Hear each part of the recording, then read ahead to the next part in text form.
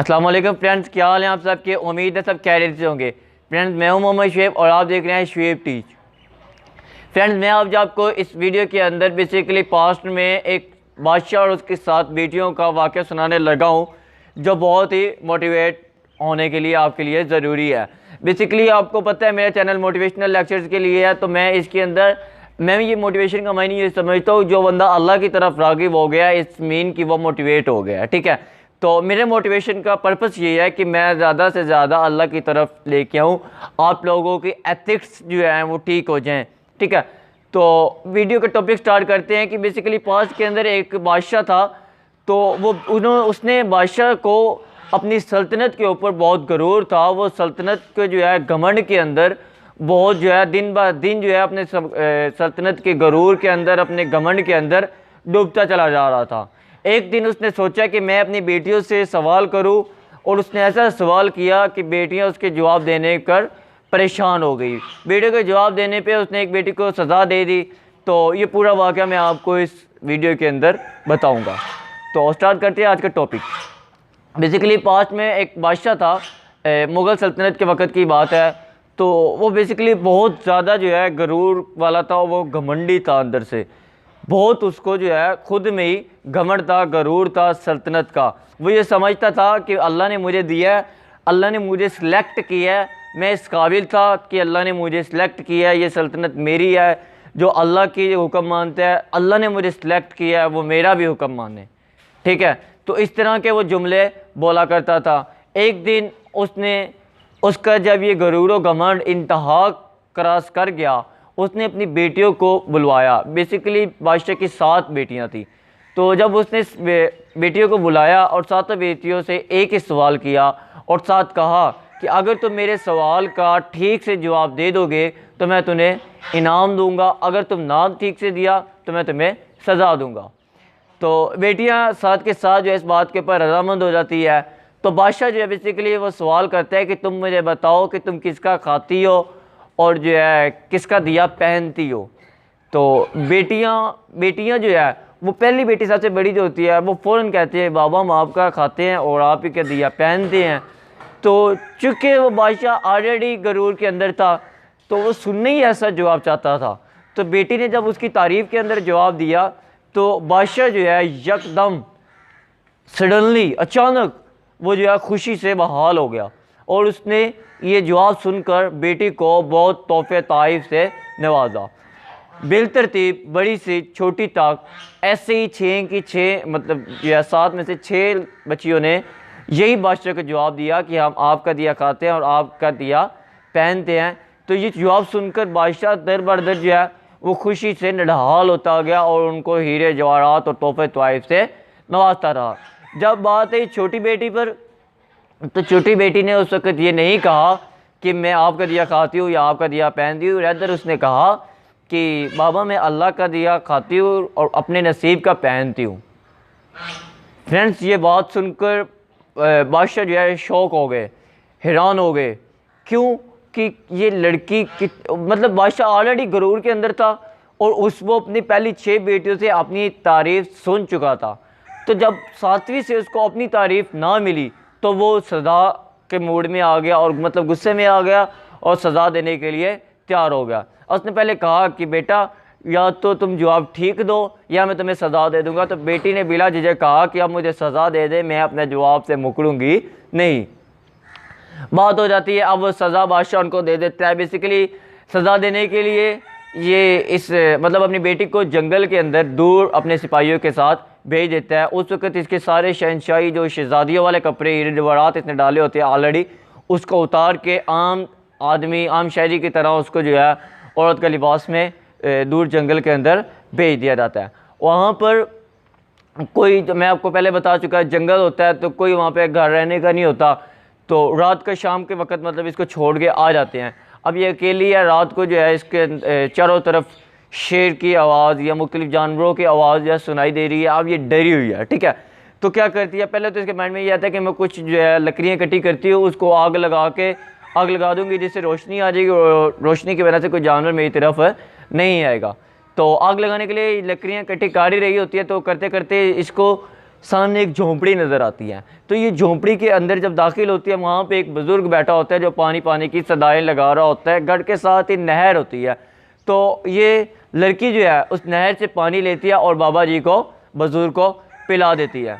बुज़ुर्ग इसकी बात से ये खुश हो जाते हैं और बेटी से पूछती है कि तुम कौन हो, कहाँ से आई हो, ये तुम्हारा जो है मतलब यहाँ पे क्यों आई हो।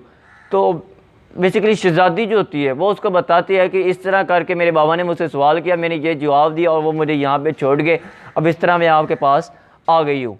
तो वो बुज़ुर्ग कहता है तुम मेरे पास रह सकती हो, मैंने कल शहर जाना है, तो ये घर खाली होगा तो पीछे 7 दिन जो है, मैं 7 दिन बाद आऊँगा तो तुम यहाँ पे गुजार लेना। ये बकरी है, इसका तुम दूध पी लिया, इसका दूध चौके पी लिया ना, ठीक है। अगले दिन सुबह होती है, सुबह होती जो है वो बुज़ुर्ग वहाँ पे चला जाता है शहर। अब ये जो है औरत जो है ये उस घर को सजाती है, संवारती है, उस घर की हुलिया ठीक करती है, क्योंकि वो बुज़ुर्ग अकेला होता है तो वो इस घर को ठीक नहीं बना सकता। तो ये सजा संवार के जब शाम होती है तो बकरी का जब दूध जो है दो लेती है, चो लेती है, तो किसी आधा खुद पी लेती है और किसी बर्तन के अंदर आधा जो है घर के बाहर किसी बर्तन के अंदर रख देती है। वो ये सोचती है कि कोई जानवर, जंगल है, कोई जानवर आएगा, इसको पी लेगा तो मुझे सवाब मिलेगा। तो सो जाती है। जब उठती है मॉर्निंग में, जैसे ही बर्तन लेने के लिए बाहर आती है तो देखती है कि उसके साथ लाल पड़ा हुआ है। लाल मीन नागमणि, हीरा पड़ा हुआ है, ठीक है। तो उसको याद आता है कि मैंने बचपन में सुना था कि जब नागमणि, नाग जो होते हैं सांप, जब सांप खुश होते हैं तो ये तोहफे के अंदर नागमणि लाल दे के जाते हैं। तो वहाँ पे लाल नाग पड़ा था और साथ ही सांप के जाने के निशान भी थे। तो मीन ये कि अब वो उस नागमणि को उठाती है और अंदर लेके चली जाती है। अब उसके पास नागमणि है तो वो क्या करती है, दिन गुजार लेती है। शाम को फिर से बकरी का दूध जोती है और बर्तन के अंदर डालती है, वो बाहर दोबारा से रख देती है। अब वो फिर से अगले दिन उठती है तो फिर से उसको एक लाल मिलता है। इसी तरतीब से उसको 7 दिन 7 लाल, मतलब 7 नागमणियाँ, बड़े हीरे मिल जाते हैं। 8वें दिन बुजुर्ग घर वापस आता है तो इससे पूछता है कि बेटा तो कैसे गुजरे दिन। तो ये सारा वाक़या बताती है कि मैंने इस तरह दूध रखा और मुझे डेली की तरतीब से जो है क्या मिलते रहे, एक नागमणियाँ मिलती रही डेली की तरतीब से। 7 नागमणियाँ मेरे पास हैं। तो वो लड़की जो है अपने मतलब उस बुज़ुर्ग को वो सारे के सारे हीरों में से 3 हीरे देती है ताकि ये आएँ, सॉरी ये लेके जाएं और शहर से जो है मजदूर वगैरह लेके आए। मैंने अपना महल तमीर करवाना है, मैंने अपनी फैक्ट्रीज तामीर करवानी है। ऐसे ही होता है, ये बुज़ुर्ग जाता है शहर लेके इसको बेचता है, उसके पास बहुत सारी रकम आ जाती है और वापसी की आता हुआ जो है मज़दूरों की बहुत सारी लेबर जो है वो लेकर आते हैं। मज़दूर आते हैं, काम स्टार्ट हो जाता है इसका। पहले तो महल तमीर हो जाता है, फिर जो है फैक्ट्रीज तैयार हो जाती हैं। दिनों के अंदर ये वहाँ की शहज़ादी बन जाती है, वहाँ की जो है महारानी बन जाती है, सल्तनत की मलका बन जाती है। ये इसकी अपनी खुद की सल्तनत, जो जंगल होता है उस जंगल को सारा ख़त्म करके ये पूरा शहर बना लेती है। वहाँ पे फैक्ट्रीज़ होती है, इसके माल होते हैं, इसके नौकर चाकर ऐसे जो है होते हैं। और ये बहुत ही अल्लाह वाली, पहले बता चुका, इसने अल्लाह वाली है और जो है रहम दिल है, सखी है। इसके चर्चे दूर दूर तक मशहूर होने लगे कि एक हमारे इलाके के अंदर ऐसी शहनशाह आई है, ऐसी जो है शहज़ादी आई है जो बहुत ही सखी है। इसके चर्चे इसके बाबा की सल्तनत में गए और उसके बाबा को पता चला कि हमारे करीब करीब एक ऐसी शहज़ादी आई है, ऐसी जो है रानी आई है जो बहुत सखी है। अब इसकी बातों के ऊपर जो है शहनशाह को गुस्सा आने लगा कि मुझसे भी बड़ा भी कोई आ गया। वो कहता है मुझे उससे मिलना है। वो दफ़त बताता है रानी शहज़ादी के पास कि मुझे आपसे मिलना है। तो शहज़ादी कहती है कि मैं मिल तो लूँगी लेकिन एक शर्त है कि आप अपनी बेटियों के, सारी बेटियों के साथ आएंगे। तो बादशाह ठीक है मान जाता है बात। तो अब ये दिन आ जाते हैं, इनका दिन मुकर्रर हो जाता है। तो अगले दिन वो जो है सारी बेटियों के साथ बादशाह इनके महल में आ जाता है। तो महारानी जो है बहुत तैयार होकर जो है प्यारी लग रही है, हीरे जवाहरात डाले हुए हैं, बहुत ही खूबसूरत लिबास के अंदर नकाब करके अभी उनका वेलकम करती है और उनको दस्तरखान पे खाने के लिए बिठा लेती है। तो इसके जो ड्रेस के अंदर जो जो कलर है उसी कलर की खाने अंदर मतलब जो है दस्तरखान के अंदर पड़े हैं। मेन कि जो खाने के अंदर कलर है वो कलर इसके ड्रेस के अंदर है। इसने खाना बनवाया ही वो कलर का है जो इसके कपड़ों के अंदर कलर है मौजूद है। अब इसने कलर के खाने तो बना लिए। तो बेसिकली अब वो जो सारी शहज़ादियाँ हैं वो मतलब इसकी जो बादशाह के साथ आई हैं बहनें, तो वो खाना खा रही हैं और साथ ही रक्श कर रही हैं कि मैं जो है हम भी काश इस तरह बन पाते। ये कितनी खूबसूरत है, कितनी इसने जो है हीरे जवाहरात डाले हुए, कितनी प्यारी है, आपस में बिन बनाहट है बातें कर रही हैं। तो बादशाह कहता है कि तुम मेरी बेटियों जैसी हो, तो तुमने मुझे कहा था कि मैं अपनी बेटियां लेके आऊँ, तो मैं आज अपनी बेटियां ले आया हूँ, तो तुम आज मुझे अपना चेहरा दिखाओ, मैं तुम्हें देखना चाहता हूँ कि तुम कौन हो, कैसी हो। तो वो महारानी शहजादी कहते हैं कि मैं आप इंतज़ार करें, मैं अभी अंदर से तैयार होके आती हूँ, मैं अभी तैयार होना है। तो वो बाकी जो शहजादी होती है 6, तो वो आपस में रक्श करती है, बातें करती हैं कि यार अभी भी इसने तैयार होना है, इतनी तो खूबसूरत ऑलरेडी ये लग रही है, इसको मज़ीद तैयार होने की ज़रूरत है। तो बहरहाल ये अंदर जाती है और जाकर वही फटे हुए कपड़े डालकर बाहर आती है, जो कपड़े इसको डालकर इसके बाप ने, इस बादशाह ने रुखसत घर से किया था। तो जब वो बाहर आती है ना, तो जो बादशाह होता है वो फ़ौरन समझ आता है ये मेरी बेटी है। अब उसको जो है गले लगा कर कहता है, उसको प्यार जो है वापस जागता है और कहता है कि तुम अभी तक ज़िंदा हो, मुझे लगा तुम तो मर गई होगी। अगर तुम्हें इस महारानी ने कैद कर रखा है तो मैं तुम्हें आज़ाद करवाता हूँ, आओ मैं तुम्हें जो है आज़ाद करवाता हूँ। कैसी महारानी है ये, जो लोग कहते हैं कि सखी दिल है, बहुत जो रहम दिल है, सखावत इसको पसंद है, ये कैसी है कि जो तुमने कैदी बना कर रखा हुआ है, मैं इसको तुम्हें आज़ाद करवाता हूँ। वो ऊँची ऊँची सदाएँ से जो है बुलाता है महारानी, महारानी, शहज़ादी या वाट एवर जो उस वक्त अल्फाज होते थे। तो बेसिकली उसके कहने पे कोई भी नहीं आता। तो ये बताती है कि बाबा मैं ही वो शहज़ादी हूँ, मैं ही यहाँ की रानी हूँ, मैं ही यहाँ की जो है मलका हूँ। तो ये मानता ही नहीं है कि तुम जो है, तुम्हें तो मैंने जो है निकाल के फेंक दिया था, तुम यहाँ पे इतनी बड़ी शहज़ादी कैसे बन सकती हो। ठीक है, तो अब ये जो है शहज़ादी जो है मैं रानी अपना सारा वाक़या सुनाती है कि मैं इस तरह जंगल में आई, मैंने आग लगाई, मुझे बुज़ुर्ग मिला, मैंने दूध चुआ और मुझे लाल मिले और मैंने उन लाल को जो है बेचा, मैंने फैक्ट्री तैयार करवाई, महल बनाया, मैं मलका बन गई हूँ। तो बुज़ुर्ग, तो बादशाह को अब भी इसकी बात पर यकीन नहीं आता।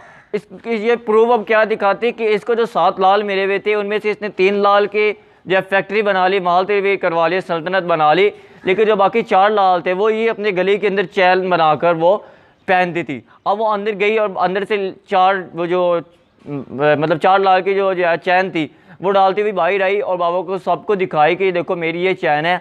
अब उसको बादशाह को यकीन आ जाता है कि ये मेरी बेटी है।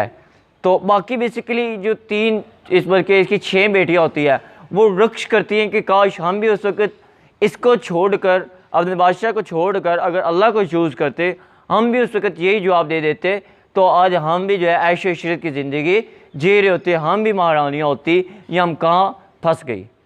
तो फ्रेंड्स मेरी आज का ये मैसेज है कि अगर हम इस वाक़ये को गौर से सुने, इसको वीडियो को गौर से देखें, तो हमें लेसन क्या मिलता है कि हमें अगर दुनिया को छोड़कर अल्लाह की तरफ अगर राग़िब हो जाएं, अगर जहाँ पे अगर हमारा इम्तिहान है, अगर हम जहाँ पे हमें सिलेक्ट करना पड़े, तो हम दुनिया को छोड़कर अगर अल्लाह को सिलेक्ट करें, तो दुनिया के माल को छोड़कर अगर अल्लाह की तरफ चले जाएं तो हमें बेसिकली हर चीज़ मिल सकती है। अगर हम अल्लाह को छोड़कर दुनिया की तरफ जाएं तो हमें सिर्फ दुनिया ही मिल सकती है, अल्लाह नहीं मिल सकते।